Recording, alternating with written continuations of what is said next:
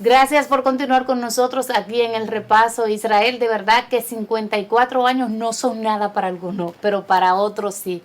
Y desde aquí queremos felicitar a nuestro querido Hercilio Veloz Burgo, un periodista de larga data y cuyo programa está cumpliendo 54 años, señor. El pueblo cuestiona 54 años.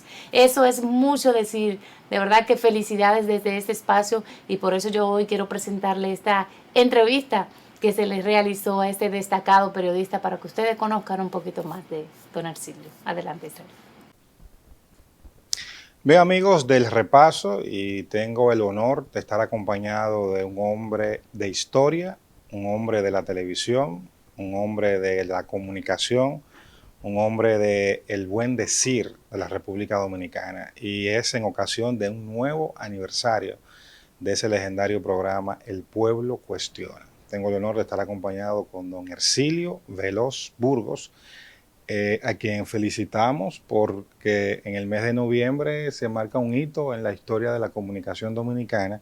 Y primero de diciembre. Exacto, primero de diciembre. Y por qué no, de aprovechar esta época para hacer como una retrospectiva de lo que ha sido su paso por los medios de comunicación. ¿Cómo se siente, don Hercilio? Y gracias por tener la oportunidad. Me siento muy bien y después de su llegada me siento súper bien. Dos grandes amigos de la comunicación de este país. O sea que me siento satisfecho y hasta honrado de que se utilice mi humilde oficina para venir a hacerme esta entrevista.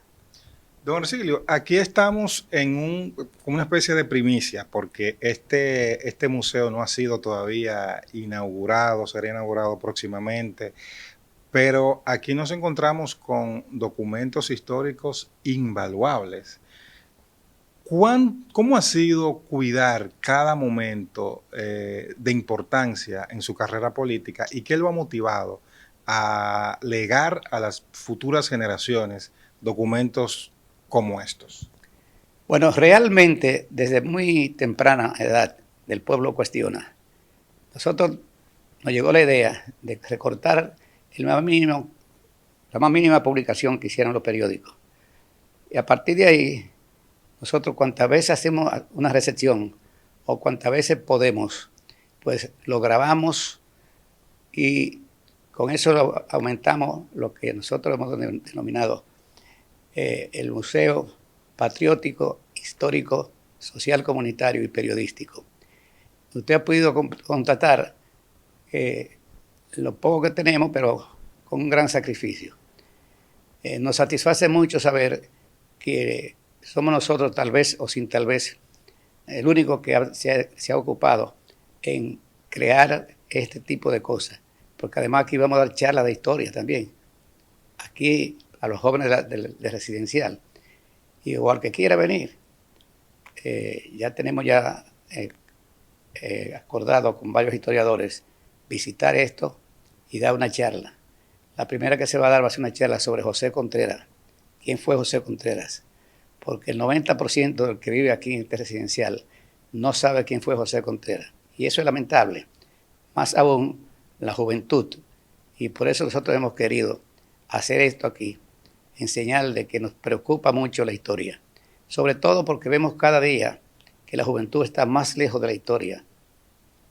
Se cree que el 90% de la juventud no sabe una pizca de historia. ¿Cuáles consecuencias pudiera tener esa lejanía con la historia? Que se vuelvan a repetir todos los acontecimientos negativos del pasado, porque los pueblos que olvidan su historia o la desconocen están llamados a repetir las cosas negativas.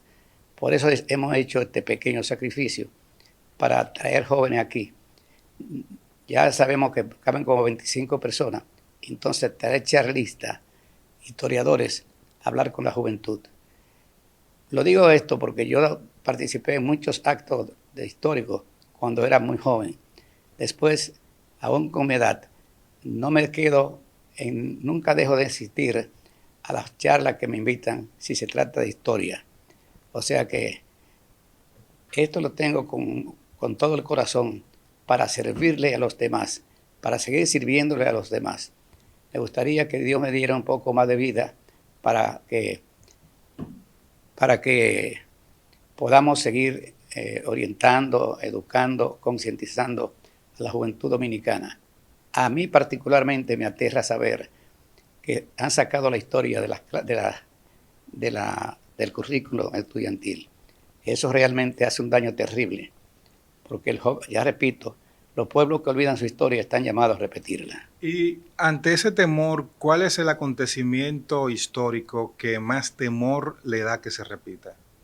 Bueno, la intervención americana en 2 oportunidades, como se repitieron, 2 actividades, pero además la juventud tampoco sabe, ignora en su totalidad lo que fue la dominación haitiana. 22 años bajo el yugo de haitianos, sin embargo tuvieron que nacer Duarte, Sánchez, Mella, para darnos justamente la independencia. Más luego, después de lo que hizo el bandido, por llamarle así, Pedro Santana, de entregar la soberanía nacional a España, el día 2 de septiembre fue el primer levantamiento popular en Moca contra la anexión a España. Y gracias a Luperón, que con su sable demostró que cuando se quiere se puede, e hizo inmediatamente lo que tenía que hacer, tirarse la manigua para sacar a los españoles. Y eso se produjo en agosto del año 1865. A partir de ahí, las futuras generaciones tenían un compromiso de no permitir que botas extrañas sigan pisotearon nuestro país. Y todas esas cosas la ignoran el 90% de la juventud. Oh, qué cosa gravísimo eso. Usted le pregunta a la juventud quién fue Camaño y no saben. ¿Quién fue Manolo Tavares? No saben. ¿Qué pasó el 14 de junio de 1959? No saben. ¿Qué pasó en Luperón? Tampoco saben. Es decir, ni siquiera saben quiénes fueron las hermanas Mirabal. Y esto es grave, grave, grave para un país que ha luchado tanto, pero siempre es un puñado de hombres, no como debía ser, porque quien no conoce la historia está llamado a repetirla. Don Hercilio, cuando usted hace una retrospectiva a tantas décadas de trabajo periodístico, ¿cuál es la evaluación que usted hace de su propia carrera? Bueno, con humildad quiero decir que me siento satisfecho de lo que hemos hecho, porque nunca lo hicimos con el ánimo de hacernos ricos. Nadie, absolutamente nadie, se hace rico con un programa de televisión, sino la satisfacción, y ahí yo soy rico, la satisfacción del deber cumplido, de llevar a la juventud los hechos, los acontecimientos que han marcado la historia dominicana. Cuando el 1 de diciembre de 1969 iniciamos el programa El Pueblo Cuestiona, no pasó ni remotamente por mi mente que yo iba a durar tantos años con el programa, y más aún que se iba a crear para aquella época lo que era un toque de queda. El programa de mayor audiencia que había en el país era El Pueblo Cuestiona, porque fue el primer medio interactivo donde los telespectadores podían hacer preguntas a través de la vía telefónica, la que nosotros le pasábamos al entrevistado. Y eso realmente a mí me llena de satisfacción, que no solamente era para el Silvio hablar o para el Silvio entrevistar, sino que le dimos participación a la ciudadanía para que hiciera sus preguntas. Claro, naturalmente se pasaban las preguntas que uno consideraba. Se filtraba. Claro que sí, porque imagínate, nadie que vaya a un programa y se maltrate, es como cuando usted invita a alguien a su casa, usted no puede maltratarlo. Pero las preguntas que llegaban eran muy, muy delicadas, que no se podían pasar. Nosotros no las pasábamos. De hecho, teníamos una secretaria que era la que primero le ponía un no a la pregunta. Entonces, a partir de ahí, el programa fue cogiendo impulso hasta que se convirtió, y lo voy a decir con un poco de modestia, se convirtió en un toque de queda cada sábado a las 7 de la noche. Así duramos hasta el año 90, y eso para mí es de suma importancia haber hecho. Por eso cuantas veces se escribe de los programas mencionan al Pueblo Cuestiona, y yo me siento mayúsculamente no orgulloso, sino bien satisfecho del deber cumplido. ¿Alguna vez sintió el peso del poder, persecución, censura, alguna sanción por un comentario o una entrevista que haya hecho? Varias veces. El pueblo cuestiona lo suspendieron 5 veces. Telecomunicaciones. La última fue la de José Francisco Peña Gómez, cuando llevamos a Peña Gómez al programa. Al día siguiente, programa cerrado. Cuando mataron, cuando dieron el golpe de Estado a Allende, 1973, nos cerraron el programa porque yo tuve el valor de llamar al pueblo a que fuera a protestar al muelle con motivo de que la llegada de un buque Esmeralda que venía a dar cátedra aquí, en plena dictadura de Pinochet. Y eso hizo que el presidente o el gobierno de Balaguer me prohibiera hablar por radio y televisión. Aún siendo presidente, como lo soy, fundador y expresidente del Círculo de Locutores, un día entrevisto a Secundino Gil Morales, que era presidente del PRD, y dijo todo lo que hicieron ellos, sobre todo buscando que se le viera a Peña Gómez, a Marcio Mejía Ricard y a Rafael Gamondi en los micrófonos. Y me prohibieron. Y eso trajo por consecuencia de eso, se produjo un editorial en el periódico El Sol que lo titularon Insólito, prohíben hablar a jefe de locutores. Porque yo era presidente del Círculo de Locutores en ese momento, como uno de los fundadores. Es decir, fueron muchos los momentos que pasamos nosotros. Cuando llegó Camaño también me prohibieron hablar, porque sabían de la relación con Camaño. Ya habían leído ya las cartas que Camaño nos envió, porque en ese momento todo lo que llegaba a correo de Europa lo abrían en el correo. Y justamente bastó que llegara el 3 de febrero para prohibirme hablar. Ahí duré mes y medio sin poder salir en cámara. Y así otras veces más. De manera que fue la persecución. Cuando me marcaron 2 cosas que me gustaría señalar aquí, que fue justamente cuando los palmeros, cuando Mauro y Germán Aristi y un grupo se habían levantado en armas, y nosotros, cuando vimos el comunicado de la policía de que habían hecho un atraco y que estaban fuertemente armados, Ercilio Beló pensó para adentro, de que era un llamado implícito a funeraria para que reservaran ataúdes. Por eso hicimos lo que hicimos cuando hicimos un comentario demandando de Amaury, o pidiéndole a Amaury que se entregaran en el pueblo cuestiona a una comisión que llegamos a formar, compuesta por el cardenal de la época, el nuncio de la época, Rafael Molina Morillo, Rafael Herrera, Rafael Caseacta y el sacerdote Polanco Brito. Cerrado al otro día el programa. Nada más porque solicitamos que Amaury se entregara por la propuesta. Es decir, fueron momentos de angustia, de zozobra que vivimos durante los años del gobierno del doctor Joaquín Balaguer, que según me enteré después, Víctor Hidalgo Justo cerraba o maltrataba los medios, y Balaguer supuestamente no se enteraba, sino que se lo decían. Eso me dijeron después a mí. Pero yo creo que eso era increíble, que un presidente le pasaran por arriba. Un programa con tanta audiencia. A un programa que era un toque de queda todos los sábados. Un verdadero toque de queda. Juan Bosch no se perdía del programa. Don Ercilio, ¿cuál fue el entrevistado que más nervioso lo puso? El entrevistado que más nervioso me puso, bueno, nervioso realmente no, pero en respuesta, yo tuve con la Jara Burgos una polémica en plena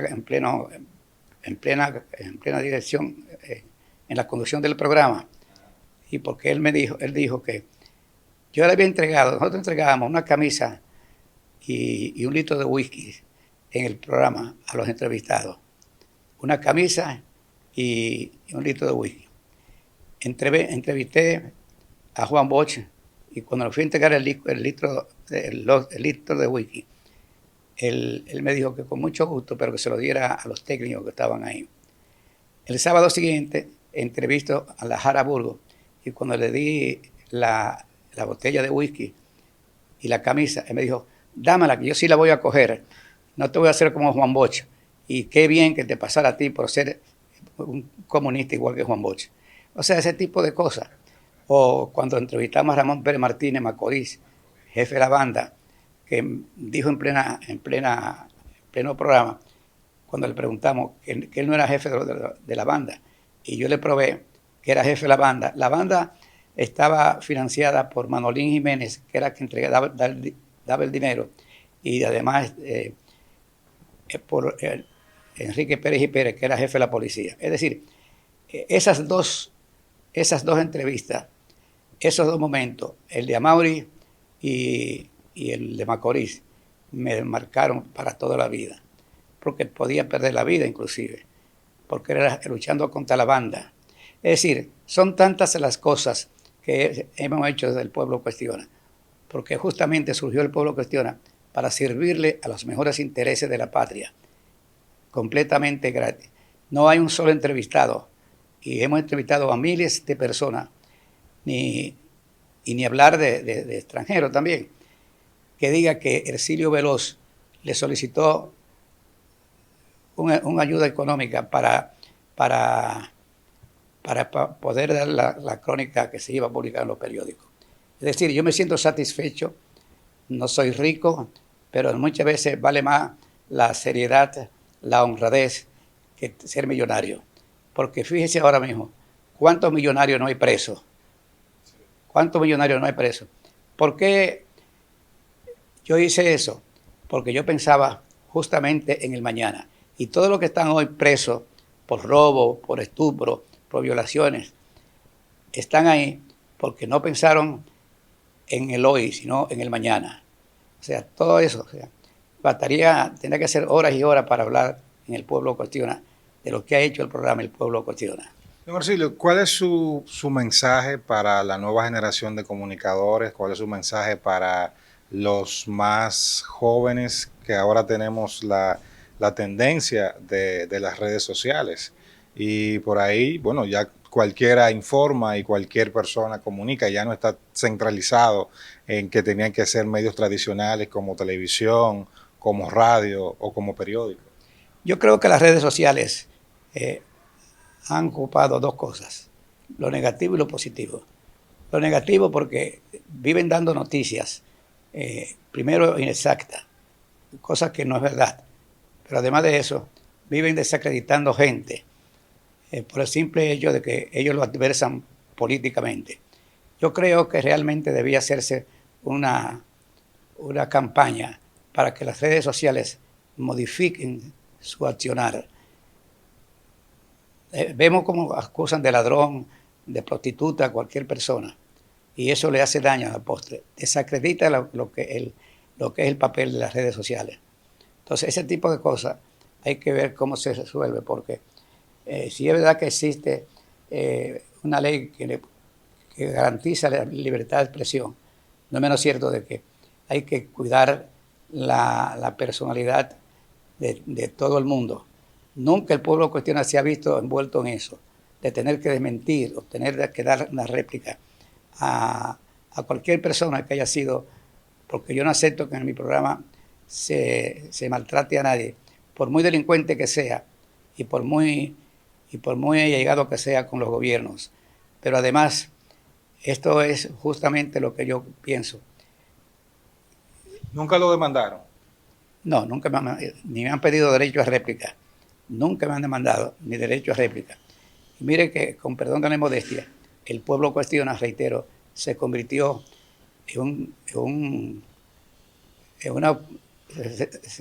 se convirtió en una calle, en una casa. ¿Me excusa eso? Sí, un referente sí. del nacional en medios de comunicación. Esto lo van a editar, ¿verdad? Sí, claro. Pues nada, estoy buscando la palabra, un toque de queda. Siendo un toque de queda, nosotros nunca nos hizo efecto como para que creyéramos que teníamos la sartén agarrada por el mango. No, lo que tenemos que cuidar es el programa, eso sí. Cuidamos el programa porque cuando yo llevaba a alguien que no lo conocía, bueno, no es que no lo conocía, sino que dependía de otra tendencia política, o era partidario de, ni siquiera los comunistas, el Pueblo Cuestiona fue el primer programa que entrevistó a un líder de izquierda, a José Israel Cuello, que aunque había sido entrevistado, o va bien, tenía un programa, asistía a un programa de comentarios, como entrevistado, nunca había sido un programa de televisión, porque no existían más que 2 o 3 programas de entrevistas, pero el toque de queda, que era el Pueblo Cuestiona, todo el mundo quería ir. Fue el programa donde Juan Bosch pasó más veces, el de Peña Gómez, los líderes de izquierda, Narciso Isaconde y Matábal Justo, toda esa gente, Juan B. Mejía, todos los líderes de izquierda pasaron por el Pueblo Cuestiona. Sin yo ser izquierdista, yo no tenía por qué ser ni izquierdista ni antiizquierdista, sino un comentarista que era para darle la oportunidad a todo el mundo. Bueno, don Hercilio, muchísimas gracias por habernos recibido en este espacio tan privado, pero que pronto será un espacio público. Gracias por el legado que comparte con las nuevas generaciones de comunicadores y si desea un mensaje final para el público del Repaso. Realmente que sigan escuchando este programa, porque está presentando un gran servicio al pueblo dominicano. Y al pueblo dominicano que no se amilane por nada, que el pueblo sabe buscar su destino. Es decir, hay personas altamente preocupadas por muchísimas cosas, pero yo creo que no hay problema sin solución si hay comunicación y buena intención. Eso es lo que yo creo. Bien, muchísimas gracias, don Hercilio. Ustedes continúen con más